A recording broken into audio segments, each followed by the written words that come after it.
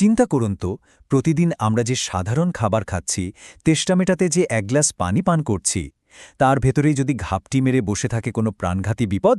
হ্যাঁ, ঠিকই শুনছেন।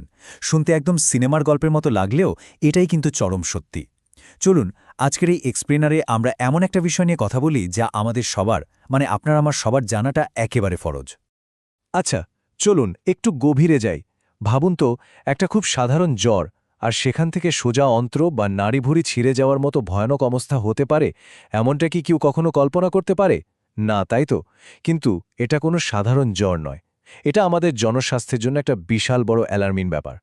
আমরা আজ এমন এক নীরব ঘাতককে নিয়ে কথা বলছি, যা কোনো নোটিশ ছাড়াই আমাদের শরীরে ঢুকে পড়ে আর চরম সর্বনাশ ডেকে আনে। আমাদের প্রথম অধ্যায়, টাইফয়েডের মতো এক নীরব ঘাতককে চেনা। তো কালপ্রিটটার নাম হল সালমোনেলা টাইফি। নামটা শুনতে খুব খটমটে মেডিকেলটাও মনে হচ্ছে, তাই না? ব্যাপারটা কিন্তু একদম সিম্পল। এটা মূলত একটা মারাত্মক সংক্রামক ব্যাকটেরিয়া। এরা খুব চুপি সারে, ওই যে বললাম, দূষিত পানি আর অস্বাস্থ্যকর খাবারের মাধ্যমে সোজা আমাদের শরীরে এন্ট্রি নেয়। আর এর ফলে প্রতি বছর অসংখ্য মানুষ, বিশেষ করে আমাদের ছোট ছোট বাচ্চারা, এই ভয়ানক রোগের শিকার হচ্ছে। এখন প্রশ্ন হল, এই ব্যাকটেরিয়া শরীরে ঢুকার পর আসলে কি হয়? শুরুতে আপনার হয়তো মনে হবে, আরে এটা তো সাধারণ জ্বর। প্রথমে আসবে টানা উচ্চ জ্বর, সাথে প্রচণ্ড মাথা ব্যথা আর শরীর একদম ম্যাজ করা বা দুর্বল হয়ে যাওয়া। এরপর ধীরে ধীরে শুরু হয় পেট ব্যথা, ডায়রিয়া বা কোষ্ঠকাঠিন্য, বমি ভাব আর খাবারে অরুচি তো থাকেই। কিন্তু আসল ভয়ের জায়গাটা কোথায় জানেন?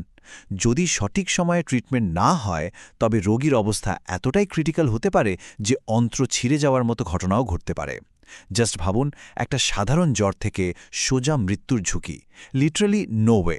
আমাদের দ্বিতীয় অধ্যায়, টাইফোকন, নতুন আশার আলো। তবে ভয়ের কিছু নেই, কারণ এবার আপনাদের জন্য দারুণ একটা সুখবর আছে। ইনসেপ্টা ফার্মাসিউটিক্যালস একটা যুগান্তকারী উদ্ভাবন নিয়ে এসেছে। তারা বাংলাদেশে প্রথমবারের মতো নিয়ে এসেছে টাইফয়েড কনজুগেট ভ্যাকসিন, বা সংক্ষেপে টিসিভি, যার নাম দেওয়া হয়েছে টাইফোকন। আর সবচেয়ে ইন্টারেস্টিং পয়েন্টটা কি জানেন? এই ভ্যাকসিনের নিরাপত্তা ও কার্যকারিতা সরাসরি আমাদের দেশের, অর্থাৎ বাংলাদেশের মানুষের ওপর ক্লিনিক্যাল ট্রায়াল করে তারপরই বাজারে আনা হয়েছে। মানে এটা আমাদের শরীরের সাথে একদম পারফেক্টলি ম্যাচ করবে, ফর শিওর। এটা কিন্তু শুধু বাজারে আসা নতুন কোনো প্রোডাক্ট না, বুঝলেন? এটা আমাদের দেশের হেলথ কেয়ার সেক্টরে একটা বিশাল বড় মাইলফলক। জনস্বাস্থ্যের একটা নিরাপদ আর সুরক্ষিত ভবিষ্যতের জন্য আমাদের ঠিক যতটা সাহসী পদক্ষেপ নেওয়া দরকার ছিল, এই ভ্যাকসিনটা ঠিক তেমনই একটা গেম চেঞ্জার। এখন চলুন তৃতীয় অধ্যায় দেখে নেই, এই ভ্যাকসিনের ৩টি বড় সুবিধা কি। এই ভ্যাকসিনটা কেন এতটা স্পেশাল সেটা একটু ক্লিয়ার করি। প্রথমত, টাইফয়েড ঠেকাতে এর কার্যকারিতা বা এফিকেসি অনেক অনেক বেশি। দ্বিতীয়ত, এটা দেয় দীর্ঘমেয়াদী সুরক্ষা, মানে একবার নিলে আপনি লম্বা সময়ের জন্য টেনশন ফ্রি। আর তৃতীয় এবং সবচেয়ে ক্রুশিয়াল পয়েন্টটা হলো অ্যান্টিবায়োটিক রেজিস্ট্যান্স কমানো। জিনিসটা একটু সহজ করে বলি। ধরুন আপনার ঘরের তালার ভেতর জং ধরে গেছে। এখন সাধারণ চাবি দিয়ে আপনি যতই চেষ্টা করুন, তালা আর খুলছে না। ঠিক তেমনি আমরা কথায় কথায় এত বেশি অ্যান্টিবায়োটিক খাই যে ব্যাকটেরিয়াগুলো সুপার স্ট্রং হয়ে যায়, সাধারণ ওষুধ আর কাজই করতে চায় না। এই ভ্যাকসিন আমাদের সেই মারাত্মক বিপদ থেকে বাঁচায়।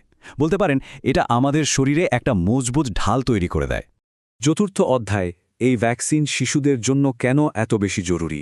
দেখুন, আমাদের মূল ফোকাসটা কিন্তু এখানেই। প্রাপ্তবয়স্কদের চেয়ে আমাদের ছোট ছোট বাচ্চাদের ইমিউন সিস্টেম বা রোগ প্রতিরোধ ক্ষমতা অনেকটাই দুর্বল থাকে।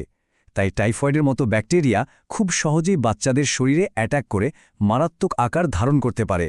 বড়দের তুলনায় শিশুদের ক্ষেত্রে এই রোগের কারণে গুরুতর জটিলতা হওয়া, এমনকি হাসপাতালে ভর্তি হওয়ার ঝুঁকি থাকে বহুগুণ বেশি। আর ঠিক এই কারণেই কথাটা আমাদের সবার মাথায় একেবারে গেঁথে নেওয়া উচিত। শিশুদের নিরাপদ আর সুস্থ ভবিষ্যতের জন্য অসুখ হওয়ার পর দৌড়াদৌড়ি করে চিকিৎসার আশায় বসে থাকার চেয়ে অসুখ হওয়ার আগেই সেটা প্রতিরোধ করাটা কিন্তু সবচেয়ে বুদ্ধিমানের কাজ। ভবিষ্যৎ প্রজন্মকে সুরক্ষিত রাখার এর চেয়ে বেস্ট কোনো উপায় আসলে নেই। এবার চলে আসলাম উপসংহারে। সুস্থ বাংলাদেশের পথে আমাদের যাত্রা। সচেতনতা, প্রতিরোধ ও টিকাদান, এই ৩টে শব্দ শুধু বুকেশ কথা নয়, এগুলো এক একটা অত্যন্ত শক্তিশালী হাতিয়ার। প্রথমে আমাদের জানতে হবে, তারপর বাঁচার উপায় বের করতে হবে, আর সবশেষে ভ্যাকসিনের মতো সায়েন্টিফিক প্রোটেকশন নিতে হবে। এই ৩ শক্তির মেলবন্ধনেই তো আমরা গড়ে তুলতে পারব একটা সুস্থ, সুন্দর আর নিরাপদ বাংলাদেশ। আর এটাই হলো আজকের এই সম্পূর্ণ আলোচনার একদম কোর মেসেজ। সবশেষে আপনাদের সবার কাছে একটা প্রশ্ন রেখে যেতে চাই, যে রোগ চাইলে খুব সহজেই বিজ্ঞানসম্মত উপায়ে প্রতিরোধ করা সম্ভব, সেই রোগের হাত থেকে আমাদের আগামী প্রজন্মকে সুরক্ষিত রাখতে আমরা কি কি পদক্ষেপ নিচ্ছি?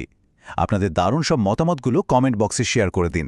আর হ্যাঁ, আজকের এই এক্সপ্লেনারটি যদি আপনাদের একটুও কাজে লাগে তাহলে অবশ্যই একটা লাইক দেবেন, আর স্বাস্থ্য বিষয়ক এমন আরও চমৎকার সব তথ্য পেতে সাবস্ক্রাইব করে আমাদের সাথেই থাকবেন। সচেতনতা দিয়ে শুরু হোক আমাদের সবার সুস্থতার পথ।